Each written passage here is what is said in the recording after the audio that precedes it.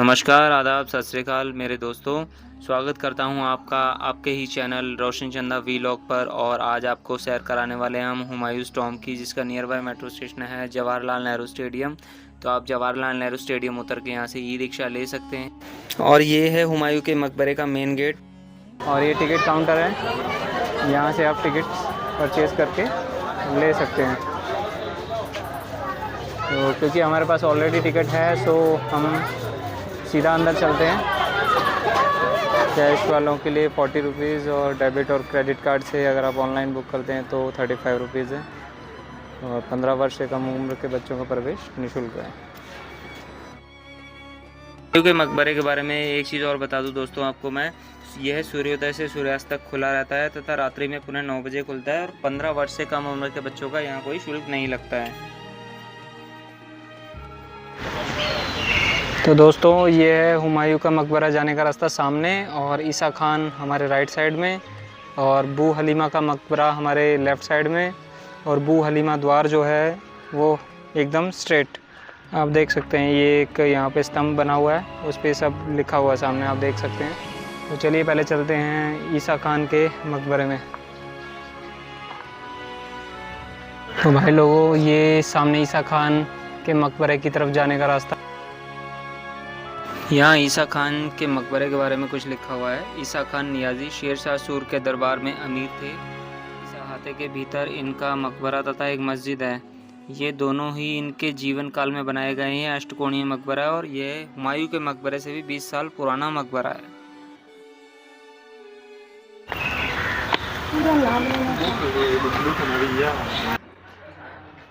कर दिया दोस्तों, ये है ईसा खान का मकबरा जिसकी तरफ हम अभी आए हैं और अंदर लेके चलेंगे जी आपको।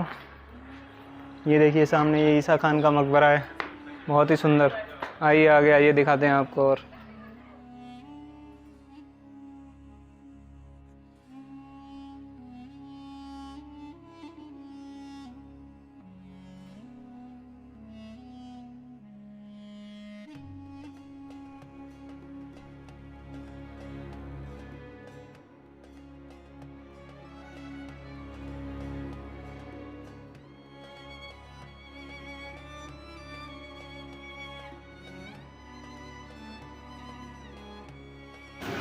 तो दोस्तों यहाँ पे बहुत सारे फॉरेनर्स भी आए हुए हैं। जैसा कि आप देख पा रहे हैं हमारे साथ ही कुछ फॉरेनर्स चल रहे हैं। हम आगे देखते हैं और क्या क्या है इसके अंदर चल के।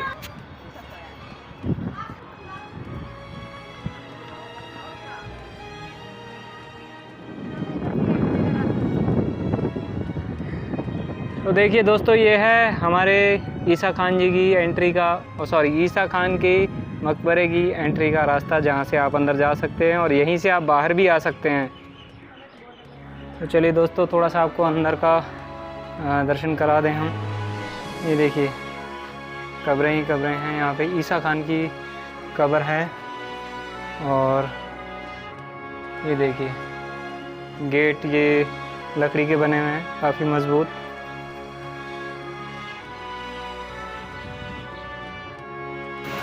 जैसे ही हम आगे बढ़ते हैं ईसा खान के मकबरे से अपने दाएं हाथ की तरफ, तो हमें एक मस्जिद दिखाई देती है। हम इस मस्जिद को बाहर से देख रहे हैं, अभी अंदर जाके देखते हैं इसके अंदर और हमें क्या क्या दिखता है, क्या कारीगरी है, अंदर से दिखाते हैं अभी आपको।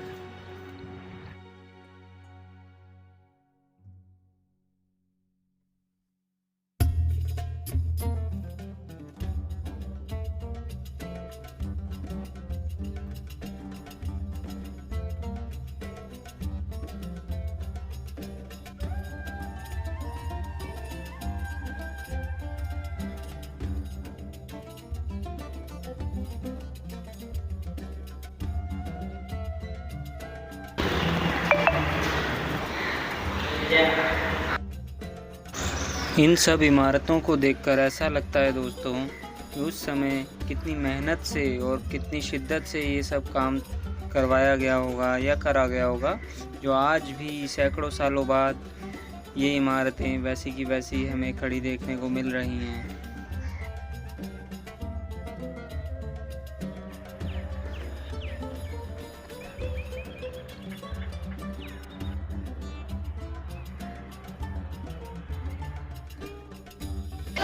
तो दोस्तों अब जिस मकबरे की तरफ हम जा रहे हैं अबू हलीमा का मकबरा, जो कि यहाँ के माली थे। तो चलिए मित्रों, दोस्तों, मेरे प्यारे गाइस, हम आपको दिखाते हैं अबू हलीमा का मकबरा, जो है जस्ट मेरे सामने। देखिए दोस्तों, ये है अबू हलीमा का मकबरा। देखते हैं, कोशिश करते हैं अंदर जाने की, दिखाते हैं आपको भी। दोस्तों ये चारों तरफ से बंद है, यहाँ कुछ है नहीं, अंदर जाने का रास्ता नहीं है इसमें। पर ये चारों तरफ से बंद है, इसका कोई एंट्री गेट नहीं है। जो आपको एंट्री गेट दिख रहे हैं, इसके आगे भी दीवारें हैं और अंदर कुछ नहीं है।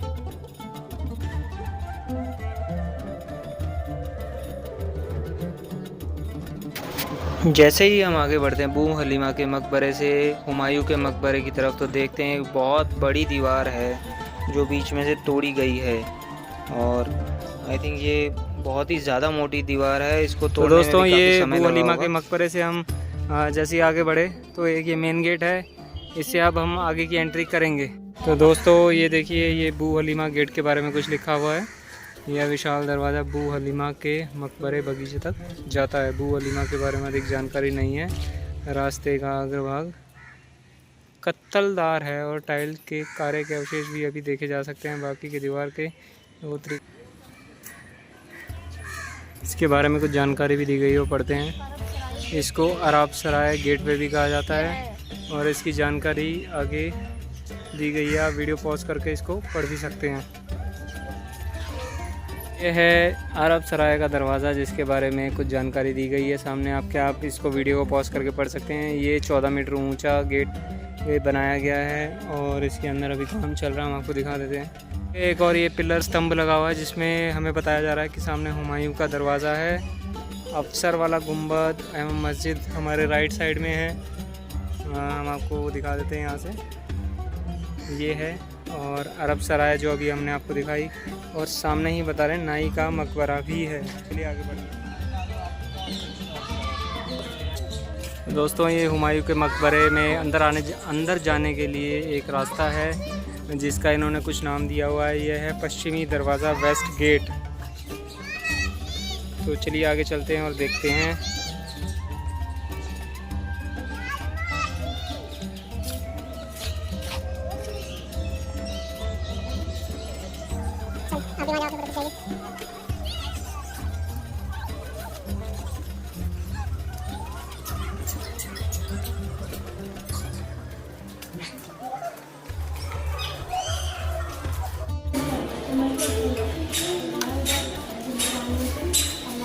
जैसे ही हम आगे बढ़ते हैं एंट्री गेट से, तो हमें दिखता है विजुअल हिस्ट्री, शांति का आनंद स्थल इसको कहा जाता है, हुमायूं के मकबरे को। और बहुत सारी रोचक जानकारियाँ हमें इसके बारे में यहाँ पे दी गई हैं। बहुत ही सुंदर और अद्भुत कला का संगम है यहाँ पर। आप देख सकते हैं यमुना नदी के किनारे बसा हुआ था ये, और यमुना नदी पहले इसके बहुत करीब से होकर गुजरती थी। अब यह यमुना नदी 4 किलोमीटर दूर से होकर जाती है।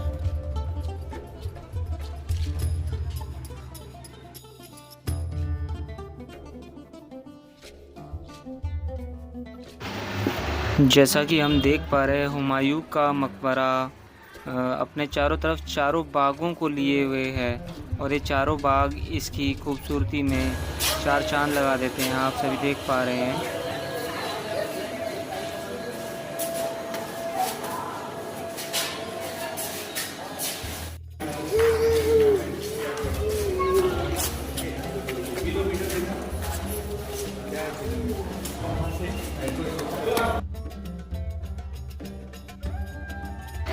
तो दोस्तों जैसे ही हम यहाँ से थोड़ा और आगे बढ़े, हमें दिखाई दिए ईसा खान के मकबरे की खुदाई के दौरान प्राप्त जो अवशेष थे, उनको भी यहाँ पे इन्होंने दिखाने के लिए रखा हुआ है।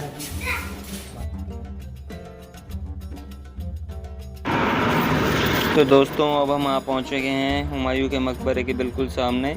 आप देख सकते हैं हमारे सामने एक बहुत ही शानदार और बहुत ही खूबसूरत एक इमारत खड़ी है, और ये बिल्कुल आप देख सकते हैं कि एक ताजमहल जैसा दिख रहा है ये। और ये कहना गलत नहीं होगा कि ताजमहल इसकी तरह बना हुआ है, क्योंकि ये ताजमहल से लगभग 20 वर्ष पहले बनाया गया था और इसकी तर्ज पे ही ताजमहल को भी बनाया गया था। अब यदि आपने ताजमहल को देखा है तो आप ये समझ सकते हैं, आप ये जान ही रहे होंगे कि ताजमहल बिल्कुल हूबहू इसकी ही कॉपी है। काफ़ी चीज़ें उसकी इससे मिलती जुलती है, बस ये लाल पत्थर और वाइट पत्थर से मिलके बना हुआ है और वो वाइट मार्बल से बना हुआ है, इतना ही फ़र्क है। और बाकी इसकी तर्ज पे ही बना हुआ है, आप देख सकते हैं बहुत अच्छे से। बहुत शानदार और खूबसूरत चीज़ इन्होंने बनाई है। ये बहुत ही खूबसूरत नज़ारा है दोस्तों। अगर आप यहाँ आते हैं तो ये फ़ोटोग्राफ़ी के लिए भी बहुत ही अच्छा प्लेस होने वाला है। आप यहाँ आइए, एंजॉय कीजिए अपनी फैमिली के साथ। देखिए फाउंटेन्स और यहाँ की ये जो बाग दिख रहे हैं, बहुत ही खूबसूरत बनाए गए हैं। साथ ही साथ ये इमारत भी बहुत खूबसूरत लग रही है।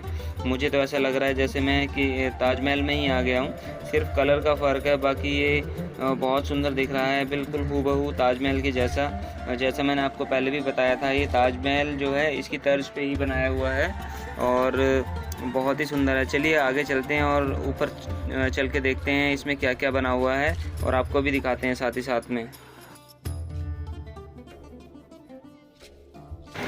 तो फाइनली दोस्तों हम ऊपर आ चुके हैं। आप देख सकते हैं बहुत ही खूबसूरत जगह है ये और ऊपर से भी बहुत सुंदर दिख रही है। चारों तरफ आप देखिए बाग हैं इसके चारों तरफ, और ये बागों की तर्ज पे बनने वाला अपने आप में पहली तरह का मकबरा है जो भारतीय उपमहाद्वीप में बनाया गया है। और देखिए बहुत सारे टूरिस्ट भी यहाँ पे आते हैं, अलग अलग जगहों से आते हैं। खाली दिल्ली से ही नहीं, दिल्ली के बाहर से भी यहाँ बहुत सारे लोग विज़िट करने के लिए आते हैं। आप देख पा रहे होंगे कि यहाँ पे हर चीज़ में बड़ी एक कारीगरी का इन्होंने नमूना पेश किया है दोस्तों। इस मकबरे की हर चीज़ को इन्होंने ऐसा लग रहा है बहुत ही बारीकी से तराशा है और बहुत ही खूबसूरती देने का प्रयास किया है यहाँ के कारीगरों ने। बहुत ही शानदार और बहुत ही खूबसूरत इमारत बनाई है दोस्तों। ये आप आएँ दिल्ली तो ज़रूर इसे विज़िट करें। दिल्ली के पर्यटक स्थलों में से यह एक महत्वपूर्ण पर्यटक स्थल होने वाला है आपके लिए। आप ज़रूर आएँ यहाँ पे, मेरा तो यही कहना है। यदि आप आते हैं तो अपनी फैमिली के साथ ज़रूर आएँ। और फ़ोटोग्राफ़ी के लिए भी बहुत ज़बरदस्त और उचित स्थान है ये, आप आ सकते हैं यहाँ पे कभी भी। तो दोस्तों जैसे ही हम आगे बढ़ते हैं हमें यहाँ पे कब्रें ही कब्रें दिख रही है और करीबन 150 से भी ज़्यादा कब्रें इस मकबरे के अंदर हैं। और यदि ये कहा जाए कि यह मुग़लों का कब्रिस्तान है तो गलत नहीं होगा। मुग़लों का शहनगर भी इसको कहा जाता है, क्योंकि यहाँ पे ये कब्रें ही कब्रें बनाई गई हैं। बहुत ज़्यादा कब्रें हैं, इतनी कब्रें शायद ही किसी और मकबरे में आपको मिलेंगी। यहाँ लिखा हुआ है कृपया रेलिंग से दूर रहें, और ये रेलिंग है भी बहुत छोटी, बच्चों को इससे दूर ही रखें, क्योंकि रेलिंग से अगर गिर जाएंगे तो बहुत मुश्किल होने वाली है, बहुत बड़ा एक्सीडेंट हो सकता है। इसलिए इन्होंने पहले ही यहाँ लगाया हो कि रेलिंग से दूर रहें। तो आप जब भी आएँ अपने बच्चों को इस रेलिंग से दूर रखें। और खूबसूरती देखिए आप इस मकबरे की, खूबसूरती इसकी देखते ही बनती है। और एक चीज़ और मैं आपको बताना चाहूँगा इस मकबरे के बारे में। आप इस मकबरे को किसी भी एंगल से देखेंगे, मतलब चारों दिशाओं में से किसी भी दिशा से देखेंगे तो आपको ये लगभग एक जैसा ही प्रतीत होगा, एक जैसा ही दिखेगा ये, क्योंकि इसकी कारीगरी कुछ इस तरीके से की गई है कि आपको चारों तरफ से एक जैसा ही दिखने वाला है दोस्तों। और ये है गुरुद्वारा दमदमा साहिब, जो मैं आपको जूम करके दिखाया है अभी मैंने। ये जस्ट इसके सामने की तरफ में ही है गुरुद्वारा दमदमा साहिब। और यहाँ पे थोड़ा सा आगे बढ़ते हैं तो ये इन्होंने कुछ जाली सी बनाई हुई है, इसमें झांकने की कोशिश करते हैं। इसमें कुछ पैसे कॉइन्स गिरे हुए हैं, गे रखे हैं कुछ लोगों ने। आई थिंक ये कुछ लोग यहाँ पे कॉइन्स गिराते होंगे, कुछ मन्नत मांगते होंगे, उसके लिए है ये। आप कभी भी यहाँ आते हैं दोस्तों तो या तो शाम के टाइम आएँ या फिर आप मौसम थोड़ा सा देख के आएँ, क्योंकि धूप यहाँ बहुत रहती है। और मैं तो गर्मी के मौसम में आया हूँ तो मुझे तो बहुत ज़्यादा गर्मी लग रही है, लेकिन थोड़ी सी शाम है तो कुछ गर्मी कम हो गई है। आप शाम के टाइम आएँ या थोड़ा सा मौसम ठीक हो तभी आएँ, बहुत ज़्यादा गर्मी होती है यहाँ पर। बताया जाता है दोस्तों कि उस समय जब इस मकबरे को बनवाया गया था उस समय लगभग 15 लाख का खर्चा आया। तो आप सोच सकते हैं कि यदि आज की डेट में बनता तो ये कितना ज़्यादा खर्चा इसके ऊपर आता। और उस समय के प्रसिद्ध वास्तुकार थे एक निराक मिर्ज़ा कियास, उनको स्पेशली बुखारा से बुलवाया गया था इसका निर्माण करवाने के लिए।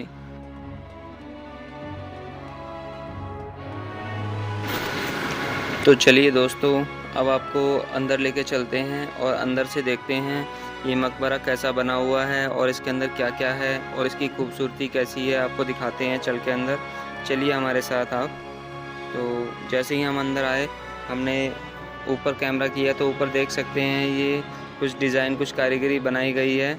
और आगे जब चलते हैं तो यहाँ पे हमें काफ़ी सारे गेट दिखते हैं अलग अलग, और उनके अंदर कुछ कमरे बने हुए हैं और सब कमरों के अंदर कुछ कब्रें हैं जो हम आपको दिखा रहे हैं। तो आगे बढ़ते हैं और आगे चल के देखते हैं। यहाँ पे देखिए आपके सामने ये 3 कब्रें हैं इस कमरे के अंदर। और एक चीज़ यहाँ की बड़ी फेमस है जो मैंने पता की है किसी गाइड से, कि जिस भी मुग़ल की मृत्यु पहले होती थी उसकी कब्र बिल्कुल सेंट्रलाइज्ड होती थी मकबरे के अंदर, और उसके बाद जिनकी मृत्यु होती थी उनकी उनके साइड में होती थी, लेकिन जिसकी मृत्यु पहले हुई उसकी बिल्कुल सेंटर में होगी। आगे चलते हैं दोस्तों और आगे भी देखते हैं, कुछ कब्रें और हैं यहाँ पर। जैसा आप देख पा रहे हैं ये कुछ उभरी हुई इसके ऊपर बना हुआ है, कुछ उभरा हुआ सा लाइन सी। ये बेसिकली मेल पर्सन की कब्र होती है। वो भी हमें यहाँ पे पता चला है किसी गाइड से ही। तो ये भी हमने आज जानकारी आपके साथ साझा किया। और आगे चलते हैं अब, और आगे चलते हैं हम, देखते हैं आगे एक और कब्र हमें दिख रही है और ये भी बिल्कुल एकदम सेंटर में है। और आप इसके ऊपर देखिए, ये कुछ टाइम की लालटेन या लैंप कह सकते हैं वो भी लगा हुआ है, और जिससे इस कब्र के ऊपर रोशनी रहती होगी आई थिंक, इसीलिए ये इन्होंने लगाया है।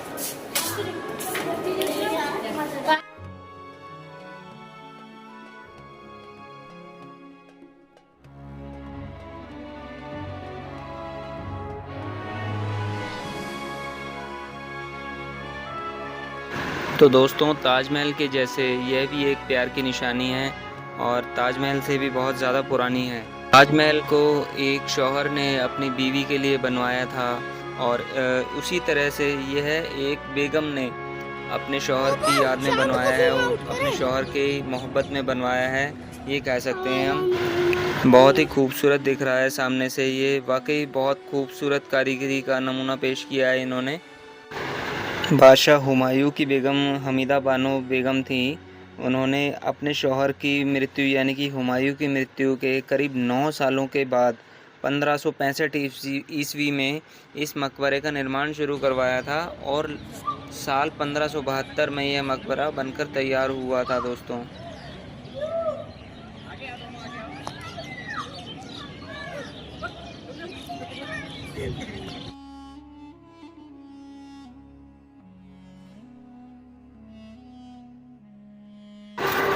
यहाँ का सूर्यास्त देखिए कितना खूबसूरत दिखाई दे रहा है, आपको थोड़ा जूम करके दिखाते हैं। और बहुत ही शानदार यहाँ का दृश्य है सूर्यास्त का। देखिए आप, बहुत ही सुंदर लग रहा है ये दृश्य, बहुत ही मनोरम दृश्य।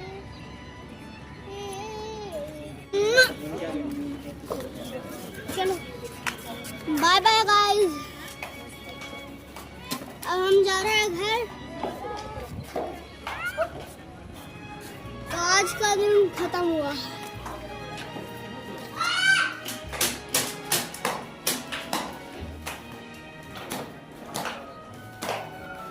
तो दोस्तों, यहाँ पे जो 150 कब्रों का संग्रह है या कब्रिस्तान है, उसके पीछे भी एक ख़ास रहस्य है, एक कहानी है, वो मैं अभी आपको बताना चाहूँगा। यहाँ पे इसके करीब हज़रत निज़ामुद्दीन औलिया साहब की दरगाह है, और किसी समय में हज़रत निज़ामुद्दीन औलिया जो कि एक सूफ़ी संत थे, यहीं पे रहते थे इसी मकबरे के करीब, और उनसे ख़ास लगाव या नज़दीकियाँ होने के कारण मुग़ल बादशाह जिन्होंने इस मकबरे का निर्माण करवाया है, वो इसी वजह से करवाया क्योंकि सूफ़ी संत हज़रत निज़ामुद्दीन औलिया यहाँ रहते थे और उनसे उनकी ख़ास नज़दीकियाँ हुआ करती थी। और दोस्तों, एक और कारण है यहाँ पे इतनी ज़्यादा कब्रों के होने का या इस मकबरे का बनवाने का कारण ये है कि पहले के जो मुग़ल हुआ करते थे या मुग़ल शासक हुआ करते थे, उनकी प्रायोरिटी क्या होती थी? आप क्या सोचते हैं? उनकी प्रायोरिटी महल होती थी या मकबरे होती थी? डेफ़िनेटली उनकी जो प्रायोरिटी है वो मकबरा ही हुआ करती थी, क्योंकि उनका मानना ये था कि इंसान महल में तो कुछ सालों तक ही, चंद सालों तक ही जी सकता है या रह सकता है, मगर मकबरे के अंदर वह हज़ारों या यूँ कहें कि शायद लाखों सालों तक भी रह सकता है, तो गलत नहीं होगा। इसीलिए उन्होंने मकबरों को बनाने के ऊपर ज़्यादा ज़ोर दिया और यही एक कारण था कि यहाँ पर 150 से ज़्यादा कब्रें हैं। तो चलिए दोस्तों और आगे बढ़ते हैं और देखते हैं आगे क्या क्या है यहाँ पे। और तो दोस्तों ये है नाई का मकबरा। आई थिंक ये मुग़ल बादशाहों के बाबर का मकबरा का होगा ज़रूर। अभी अंदर चल के आपको दिखाते हैं। तो दोस्तों ये है ग्रीनरी और ग्रीनरी के साथ ही है नाई जी का मकबरा। अंदर से दिखाते हैं अभी आपको, चलिए आगे बढ़ते हैं। ये देखिए कुछ नाई के मकबरे के बारे में कुछ लिखा हुआ है। नाई का मकबरा के नाम से लोकप्रिय अग्रभाग पर लाल पत्थर का प्रयोग, छत पर टाइलों से सुसज्जित छतरियाँ, लाल पत्थर की जालियाँ इस मकबरे को आकर्षक स्वरूप प्रदान करते हैं। यह 1905 से 1909 में बनाए गए हैं।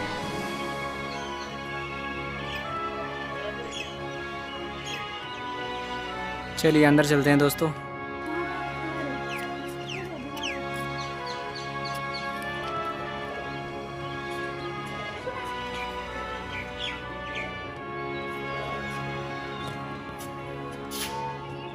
यह भी अंदर से पूरी तरह खाली है।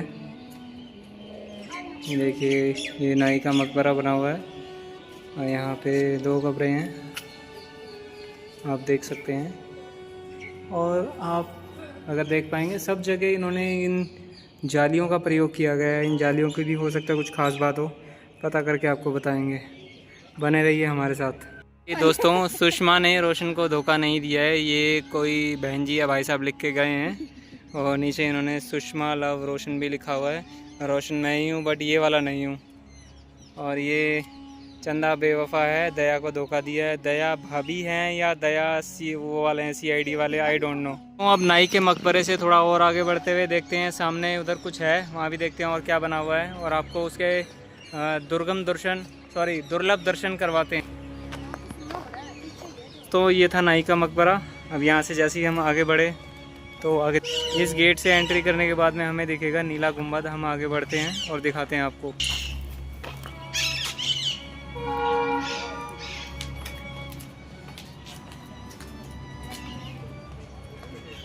ये देखिए दोस्तों ये है नीला गुंबद। नीले गुंबद के दर्शन कराते हैं आपको आगे बढ़ते हुए।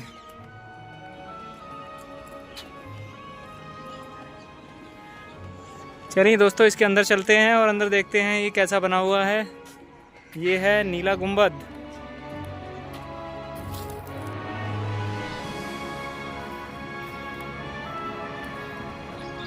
ये नीले गुंबद के जस्ट पीछे आपको बता दें यहाँ पे रेलवे स्टेशन भी है, ट्रेन जा रही है यहाँ से, अगर आप देख पा रहे हैं तो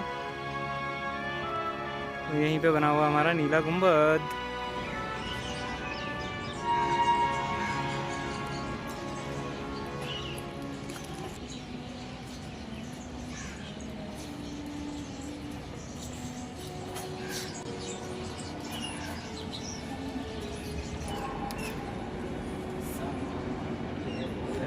ये है नीला गुंबद,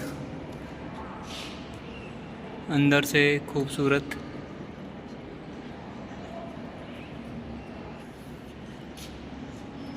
इसकी हालत थोड़ी खस्ता हो रखी है।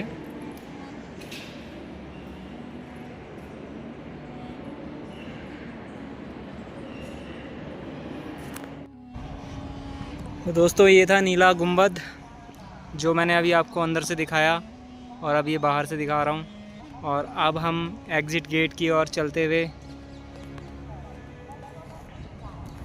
यहाँ पास में हमें ट्रेन की जो वहाँ पे अनाउंसमेंट्स होती है वो भी सुनाई दे रही है। पास में यार निज़ामुद्दीन रेलवे स्टेशन है बना हुआ। चलिए अब हम आगे चलते हैं। ये नीले गुंबद से जैसे ही हम आगे की ओर निकले हमें यहाँ पे गुरुद्वारा दमदमा साहिब दिखा, आप भी दर्शन कर लीजिए। और इसके बिल्कुल नज़दीक है ये नेक्स्ट वीडियो में अगर आप चाहेंगे तो हम आपको गुरुद्वारा दमदमा साहिब की वीडियो बना के दिखाएंगे, और पास ही में इसके सुंदर नर्सरी भी है। आप यदि कहेंगे, आप यदि चाहेंगे तो हम आपको सुंदर नर्सरी की वीडियो भी दिखाएंगे दोस्तों। तब तक के लिए शुक्रिया, बने रहिए हमारे वीलॉग रोशन चंदा वीलॉग के साथ। Thank you so much.